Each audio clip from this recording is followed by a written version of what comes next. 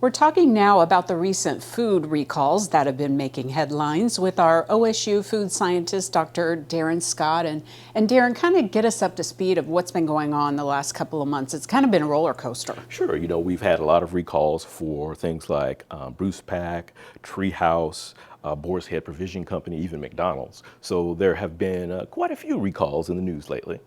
And get us up to speed on what's happening. It's been primarily Listeria and E. coli, if memory serves. Sure, Listeria is one of those things that is ubiquitous to nature. Same thing with E. coli. It's, everywhere in nature. And so it's very easy for it to get into the food supply if we're not careful. Our food supply today is much more complicated than it's ever been. There are many different levers, out there for us to be able to get a product from the food plant to our home. And so because you have so much complexity, it's just a lot easier than it used to be for us to have these sort of outbreaks to occur. And we hear about it more, but it may not necessarily be more than the old days. It's just the science and the tracking has really advanced over the years. Talk about that. Sure, you're exactly right. It's a lot, we're able to track these things a lot faster. We're able to match the strains genetically, which means if there's an outbreak and I get sick, they can match that strain with maybe if I have a sample of the food left over, and they can then take that sample of the food and match it back if they find the strain in the manufacturing facility. And then with something like a pizza, for example, there could be dozens of ingredients at work that they have to then track in lots of different ways. Explain that in a way regular folks like me can understand. Sure, if you think about a pizza, you have, things like the dough, which has wheat. You may have olive oil, onions, beef, pork, all of the additional herbs and spices. And all of those things aren't going to be grown on one factory in one location.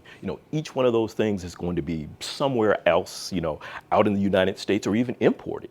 We love the convenience foods, make life a lot easier, but there is some heightened risk there. Explain that. Sure, for many of these products, especially things that are going to be ready to eat, we don't treat a ready-to-eat product the same thing or the same way as we would treat a raw product. So if I go to the grocery store and I get a rotisserie chicken, all right, I might just heat that up in the microwave. If I get a raw chicken, all right, I'm going to cook that very differently, a lot longer, a lot higher temperature, right? And so hopefully I would be able to kill all of the bacteria in the raw chicken, whereas if I just microwave a rotisserie chicken for a few seconds, that's not going to kill anything. One of the things to keep in mind is that, for example, the Treehouse or the Bruce Pack, those products were caught before anyone was able to get sick. That was due to routine testing. That is, USDA, FDA have people out in the field that are constantly pulling products in grocery stores and testing them. And so that's the thing to keep in mind. Certainly you want to be aware. You want to be very safe in how you handle your food at home. But, keep in mind that the system is working as the way that it should.